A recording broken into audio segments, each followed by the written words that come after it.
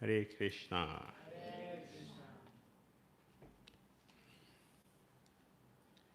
Reading from Śrī Prema Bhakti Candrika of Narottam Das Thakur. Text number 18. Chapter 2. Ekanta Bhakti. Deva-loka prit-loka pāya tārā mahā-sukha sādhu sādhu bole anuks yugala bhajana yārā premānande bhāse tārā tribhuvana nichani. Those who worship their divine Lordships, Śrī Rādhā and Krishna, float in the ocean of ecstatic love, and inhabitants of all the three worlds worship such persons. The demigods and the forefathers become greatly pleased and shower their blessings, saying, "Well done, well done."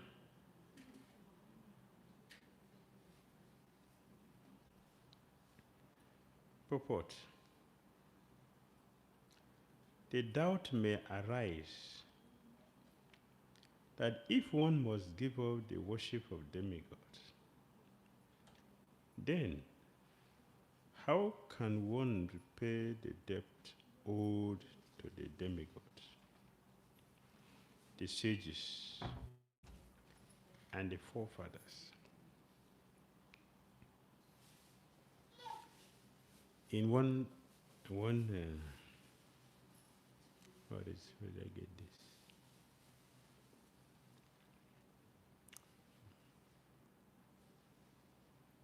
I forgot this. Anyway, once one have taken birth in this world, we are naturally debtor. Naturally. Principally to the parents, because they gave us the body we have now. To the demigods,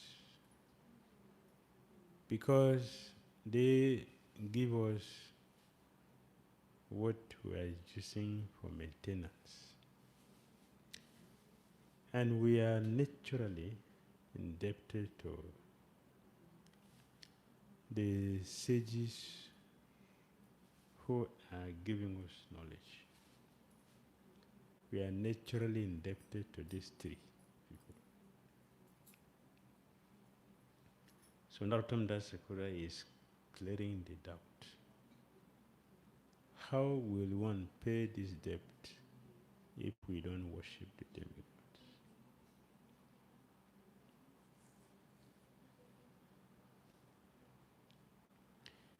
In Bhagavad Gita, Lord Krishna said,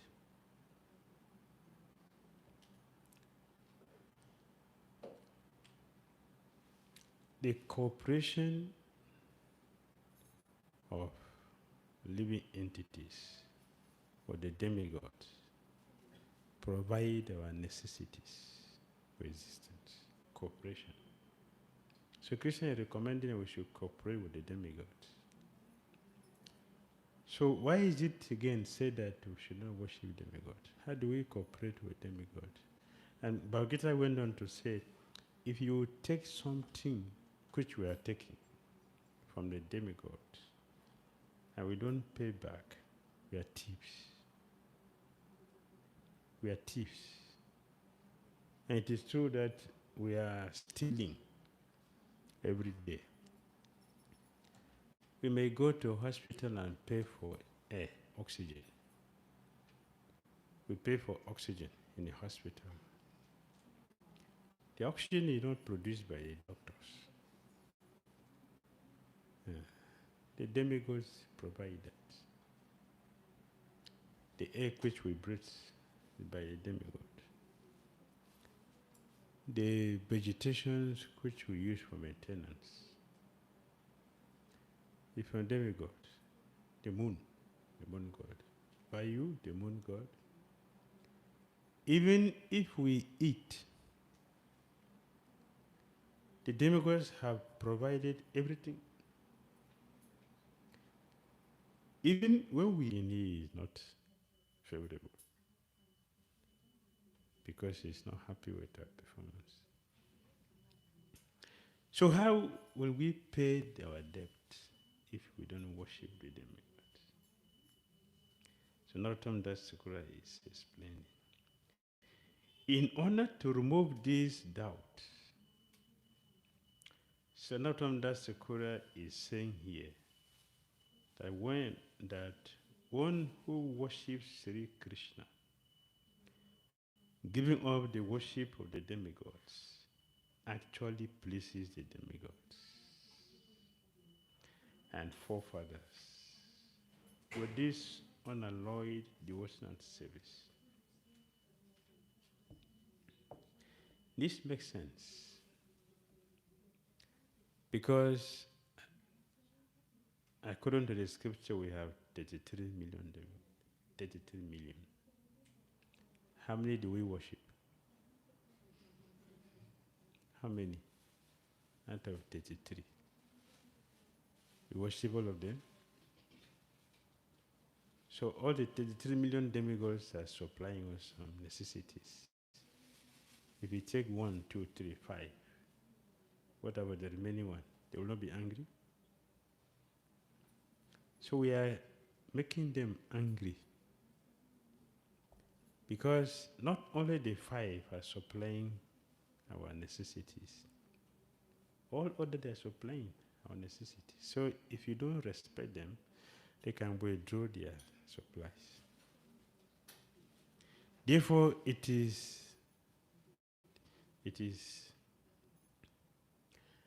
very, very important for us to worship Lord Krishna, because all the 33 million demigods are serving Lord Krishna. So if we worship Lord Krishna, the servant will naturally be worshipped. Prabhupada gave an example of watering the root of a tree, or we supply the food to the stomach. The remaining part of the body will be nourished. That is a fact. It is true. It is intelligent that we worship Lord Krishna and everyone will become pleased. Everyone will become. In fact, if you worship, not even Krishna, if you worship the devotees of Krishna, if you worship the devotees of Krishna, if you serve the devotees of Lord Krishna, all the demigods will be pleased, they will be happy, they will be satisfied. Lord Shiva was very, very attached to Sanatana Goswami. Very attached to Sanatana Goswami.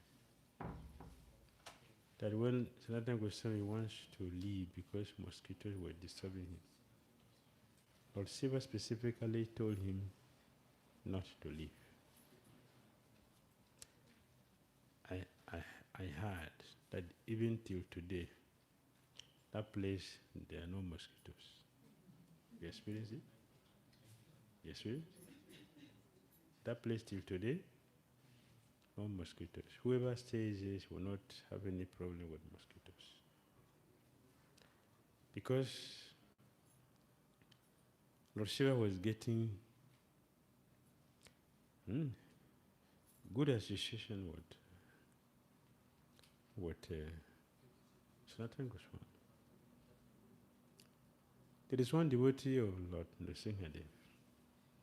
One devotee of Lord Nrsimhadev. He is very attached to Lord Nrsimhadev and he worships Lord Nrsimhadev to the best of his ability.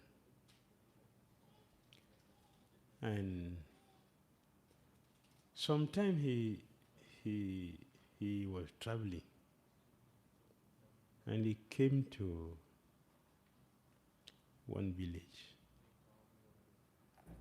In this village, the king in that place worshipped Lord Shiva.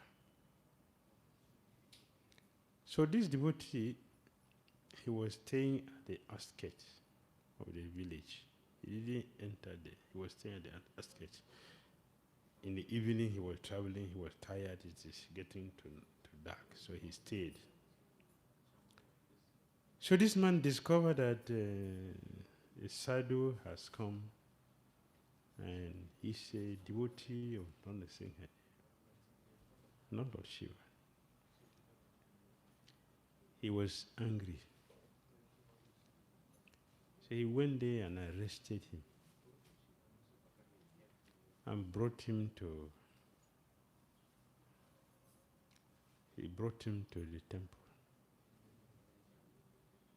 and forced him.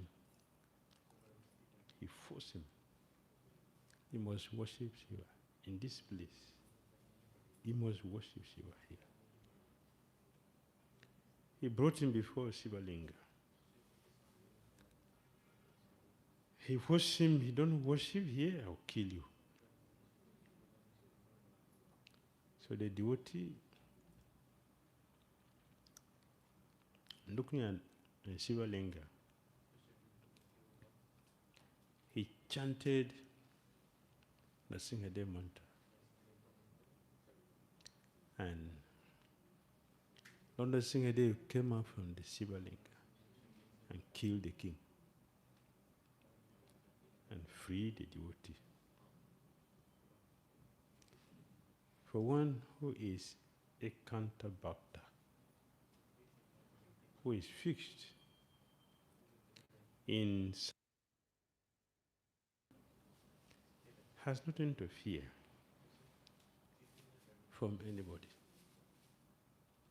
from any situation. So Narottam Das Thakura said,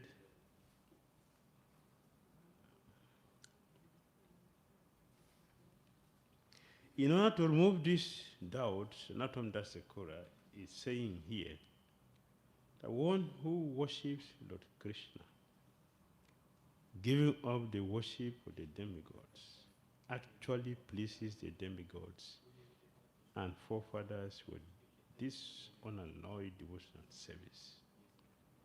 Such a devotee no longer becomes indebted to anyone, just as if one waters the root,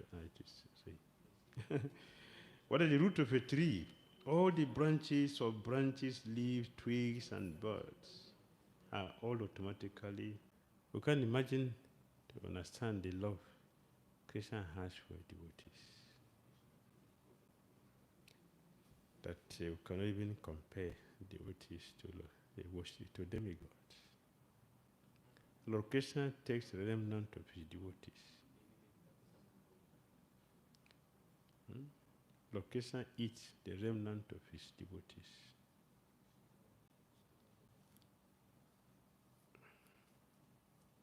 He took the remnant of Yudhishthira Maharaj.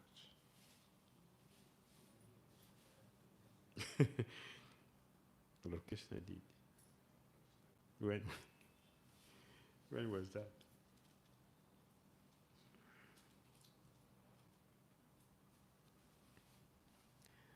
When Tribhuvana came to torture them, Krishna took the remnant from the pot. He ate it, and what happened to 60,000 disciples of Tribhuvana? They were all satisfied. All of them were satisfied, including Tribhuvana himself. Lord Krishna drank the water from the pot, the drinking pot, water from the cup of Kolabe Sridhar. Krishna drank the water from there. And although he protested, please don't do this. Lord Krishna and Lord Chaitanya Mahaprabhu, he drank the water with great pleasure. It's nothing for my devotee is small. For my devotee, nothing is small. Everything is very big. So if anyone say that Lord Krishna is a small devotee of Krishna, it's an offender. It's an offender. Lord Chaitanya Mahaprabhu drank the water from Kolavesi spot. Not only that. He drank water from the cup of Murari Gupta.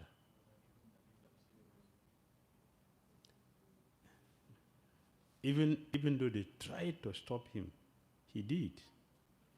Lord Krishna took the begging rice from Shuklambaram Brahmachari and ate it without the necessary mantras, chant, which is used in chant, which is chanted to offer food to Krishna.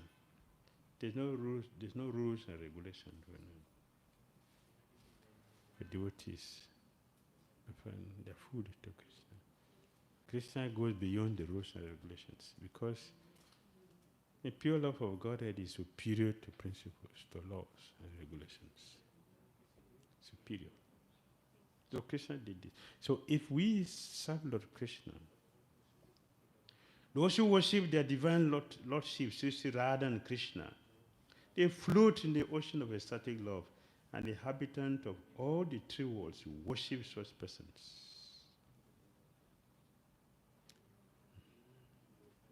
The demigods, they worship the devotees of Krishna.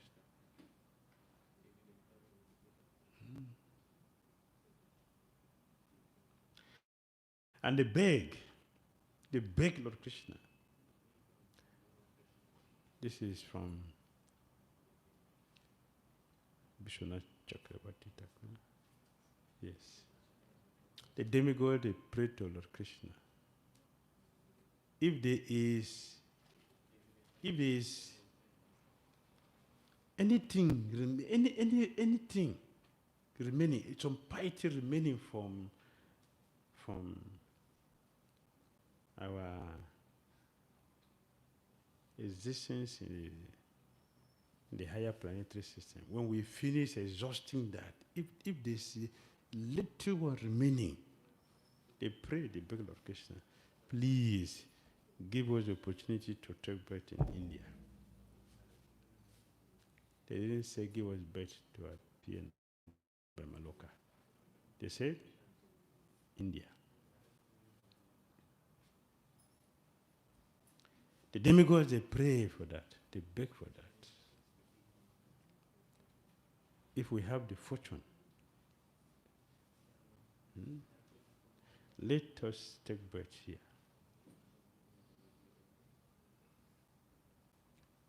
So,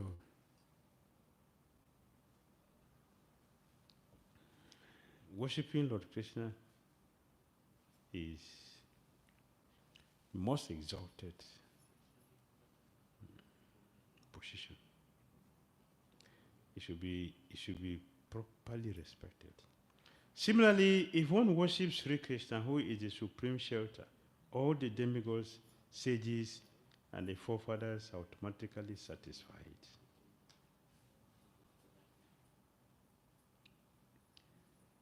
There is also a verse like that. One who worships the supreme personality of Godhead is no more indebted to. O King, one who has given up all material duties and has taken full shelter of the lotus feet of Mukunda, who offers shelter to all, is not indebted to the demigods. Not indebted to the demigods. All demigods. You're not indebted to great sages, ordinary living beings, relatives, friends, mankind, or even one's forefathers who have passed away. Since all such classes of living entities are part and parcel of the Supreme Lord, one who has surrendered to the Lord's service has no need to serve such persons separately. This is very wonderful. Very wonderful in the sense that And Krishna consciousness is the ultimate end of everything. The ultimate end of everything. Everything.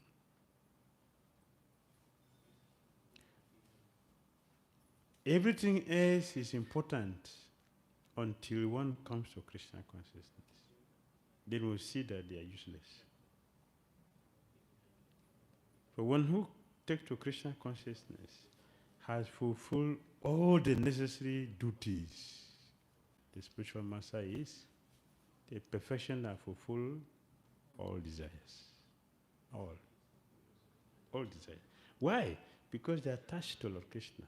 They say Vishnu Pada, Prabhupada Pada, Krishna Pada, Bhakti Pada. One who have taken shelter of the Supreme Personality of Godhead. Taking shelter of them is as good as taking shelter of Krishna himself. Because our system is parampara. It is parampara system. So we take shelter of Lord Krishna. Then we don't have to worry for anything else. Like, if you meet the director of any establishment, if you meet the director, or you know the director, you have access to him. You don't need to sign visitor's paper to see the director. You go directly to it. You don't have to wait. Sometimes you see this, or most of the time you see this. You're going to some places, and people are waiting there, and those who knows, you just walk directly to go on and finish a business and go, while people are still waiting there. So that is Krishna consciousness.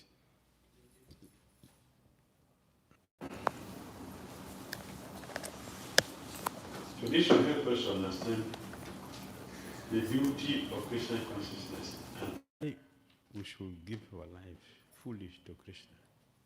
Because by doing this, we don't have any other duty to perform.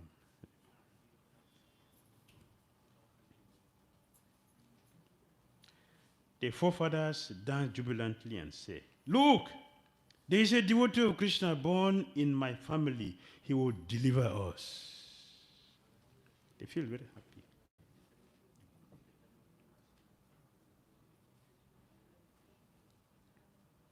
Srila Bhaktisiddhanta Saraswati Thakur Prabhupada, he said that to be a devotee is so exalted, is so powerful, that even neophyte devotee, a crude person who is just trying to take to Krishna consciousness, Krishna will liberate 3 generations of his family.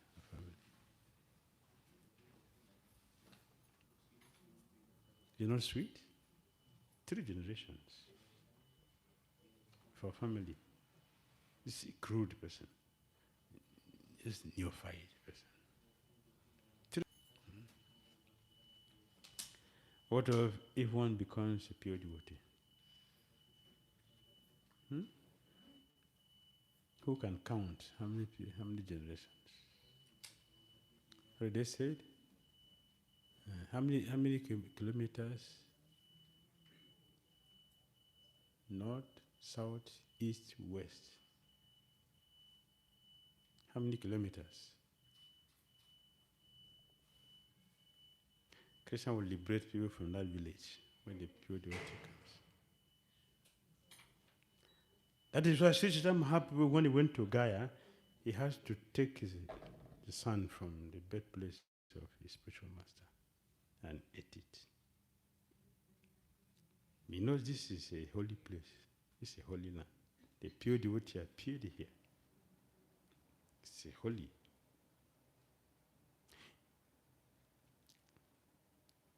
To make this clear for our understanding, Lord Krishna sent some pure devotees to contaminated places. it is said that where Ganga does not flow, such places are untouchable places. One should not go there. But Krishna sent devotees to those places to glorify the place.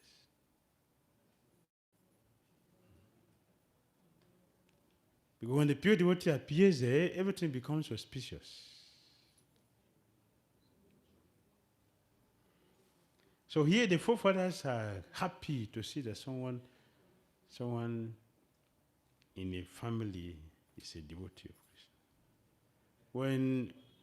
When a devotee tries to be a devotee, physically some of our parents will not be happy. I don't want my family members or children to take to Krishna consciousness. They're against it.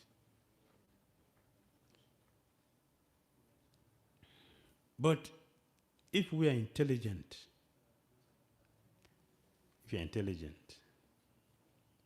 and find all reasons to become a devotee, to remain devotee, our forefathers will appreciate. It is normal that nobody appreciates any good thing from the beginning. Good things are appreciated at the end. So when you're doing something good, nobody will glorify you. Everybody will condemn you. But if you continue and become successful, the same people who condemn you will come and worship you.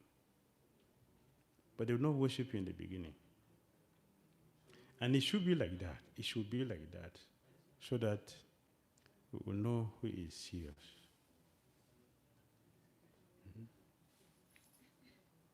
He will deliver us.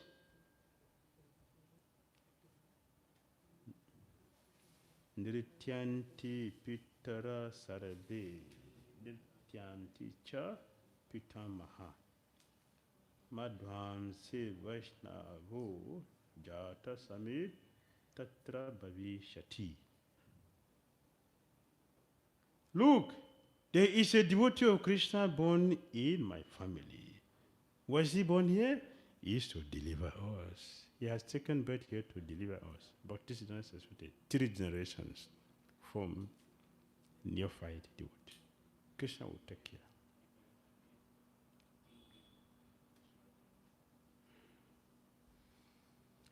Therefore, Bhakti Siddhanta himself is, knowing this, he advised, we should remain in Krishna consciousness in all circumstances, even if we think it is full of danger.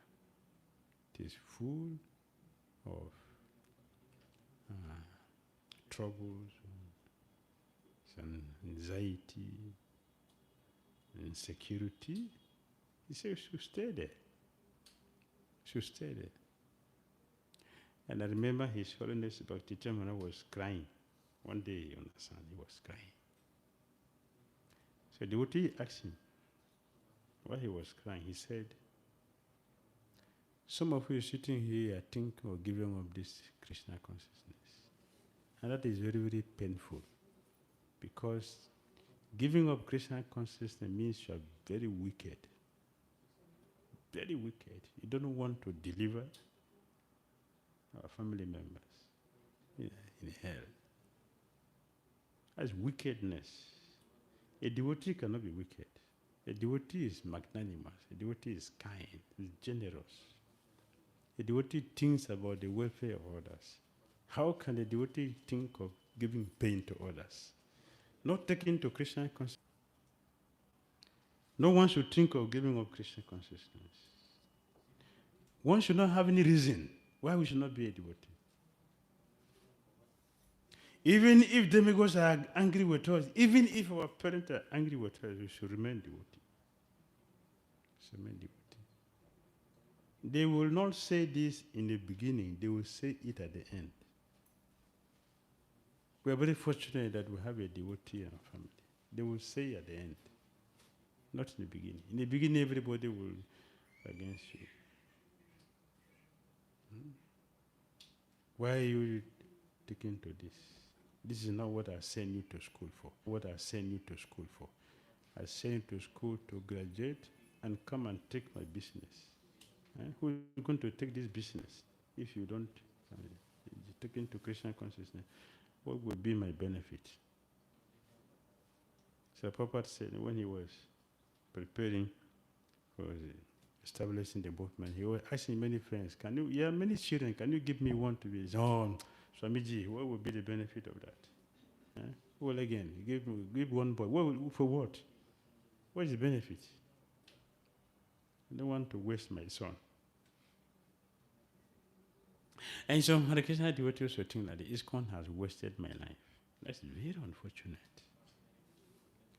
It's very unfortunate. Very, very unfortunate.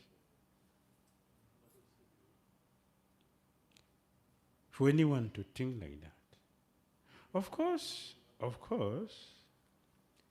they have reasons, and some of us behave to make people feel like that due to our behavior.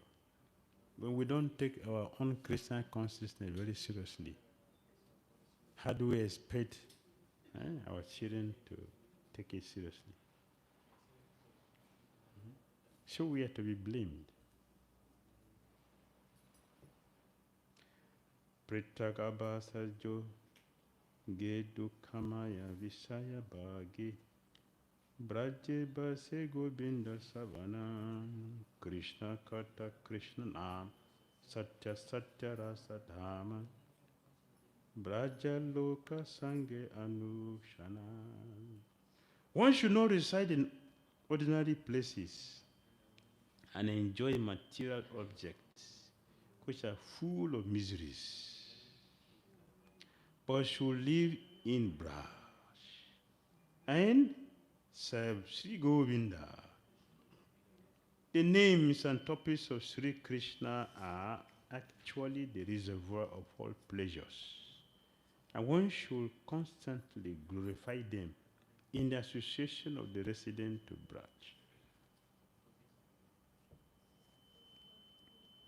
Purport. The word āvāsa, yogi, mean to build residence. All places beside Braj are mundane.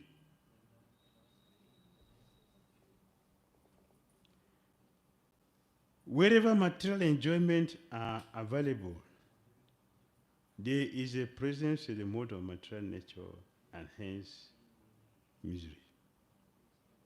If one resides in places other than Braj, one will automatically suffer miserable material life.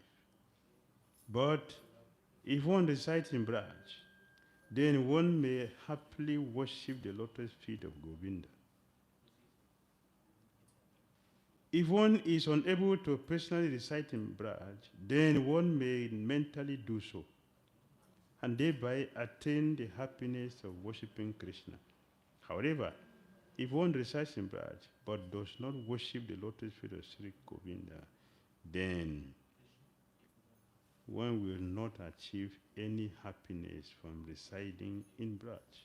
In this connection, Śrīla Krishnadas Kaviraj Goswami has stated in the following verse. What is Vrindavan? Prabhupada explain. What is Vrindavan?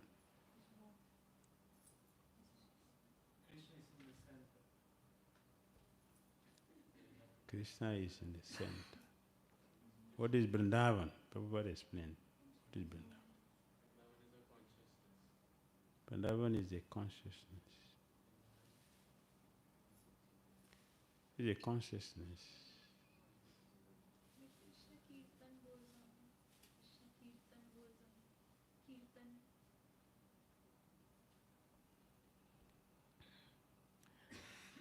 Vrindavan, anywhere one is in the world, anywhere inside the water, in the air, anywhere one is, but you constantly remember Radha and Krishna, that is Vrindavan.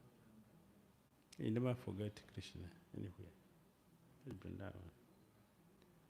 So Prabhupada created Vrindavan everywhere because he his consciousness is fully Krishna. Therefore, wherever he go, he will create Vrindavan. And he has done that all over the world.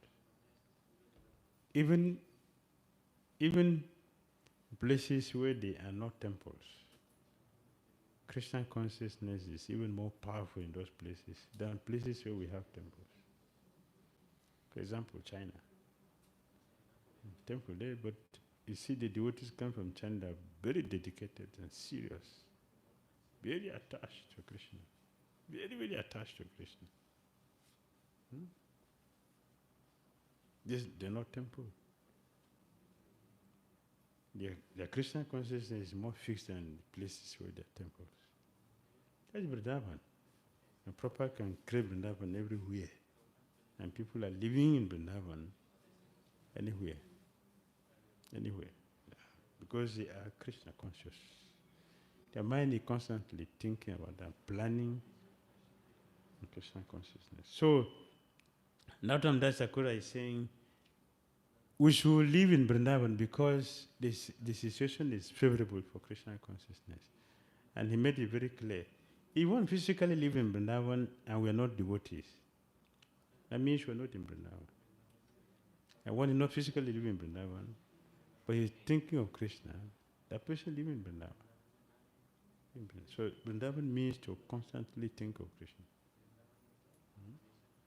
Like she said, you have kirtan everywhere. 24 hours kirtan. That is Vrindavan. The holy name of Krishna is being chanted throughout. That is a spiritual world. It's not part of the material world, it is spiritual world. So Vrindavan. So you have to create Vrindavan everywhere. Hare Krishna. Comment?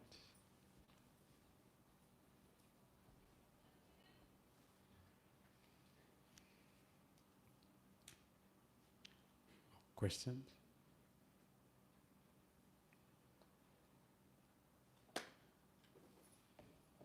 Yes.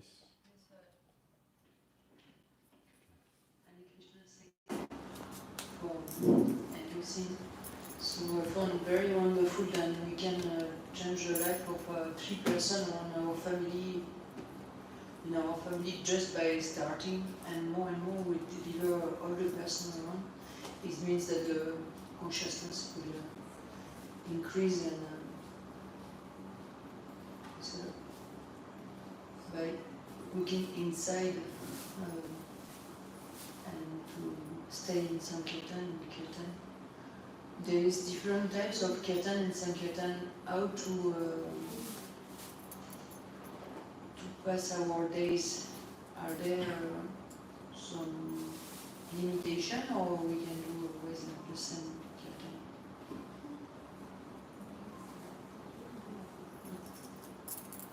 Kirtan requires 2 things. The tongue to breathe and the ear to hear. The 2 things. The tongue is vibrating, the ear is hearing. And if it is properly done, if the tongue is vibrating and the ear is hearing, it will affect the mind. When the mind is affected, other senses will participate, and you call that dancing, or become dancing. So you can dance when you're happy with it. You can dance. When we dance, it is the only time a conditioned soul is free from envy. When one is dancing, we are liberated from envy. So it's good to dance. And we'll dance if the tongue is chanting properly, the ear is hearing properly. other senses will be affected. So, Sukadeva Goswami said, if there is no change in the body, we are not dancing, means iron, steel frame. So this will be some symptoms as a result of chanting. Right? Hare Krishna.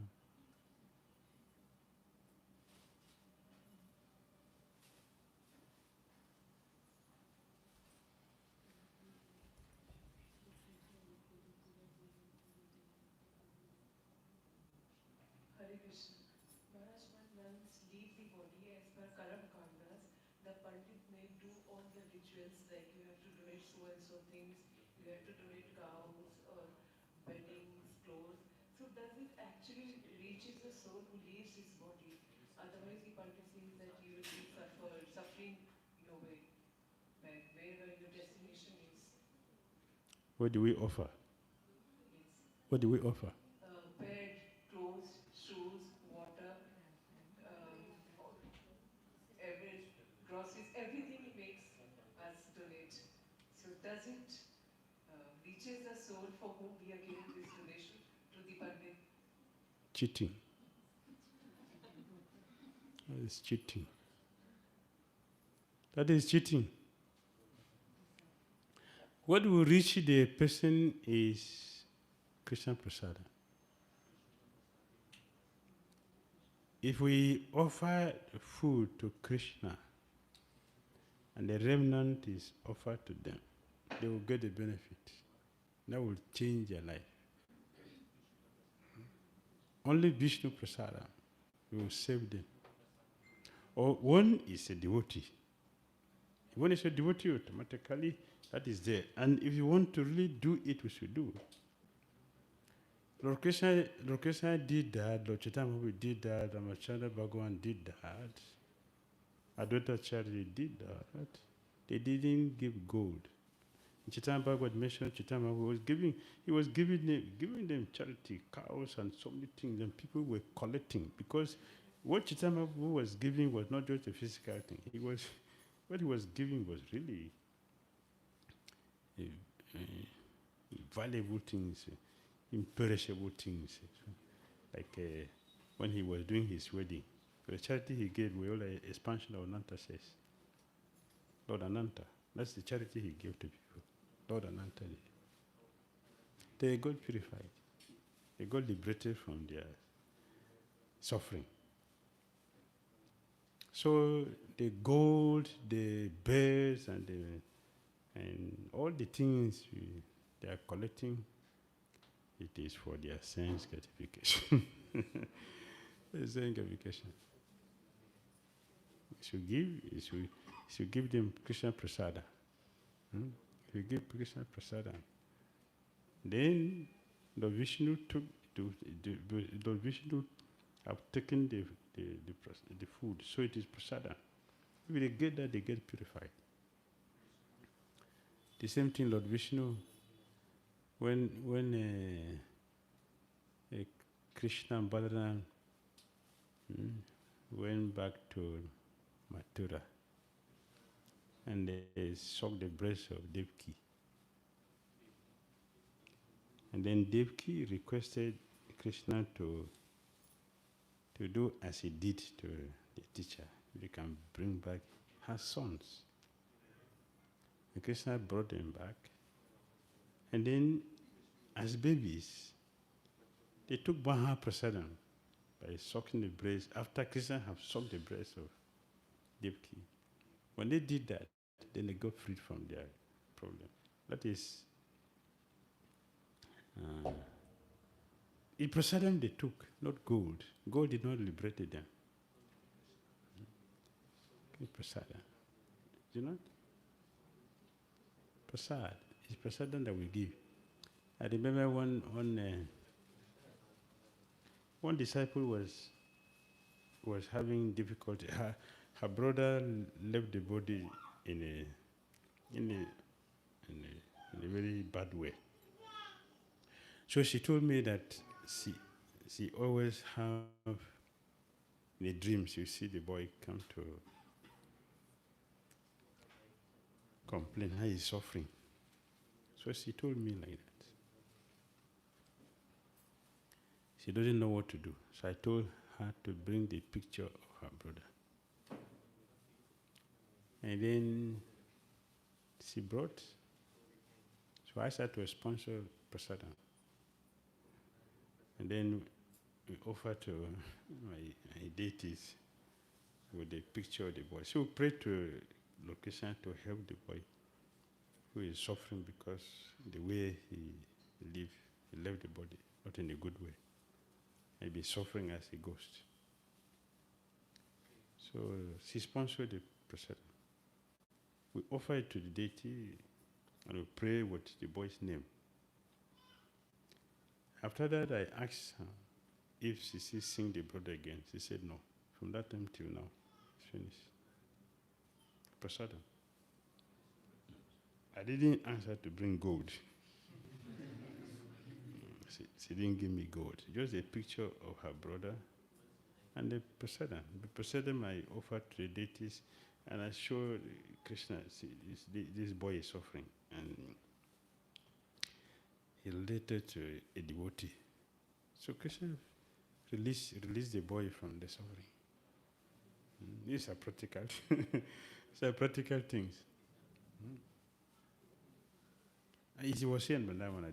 The devotees are not here, but the devotee met me here. And so it's here we did that. And from now, she's not seeing the boy again. The boy not complaining to her again, like as before. Because he's free.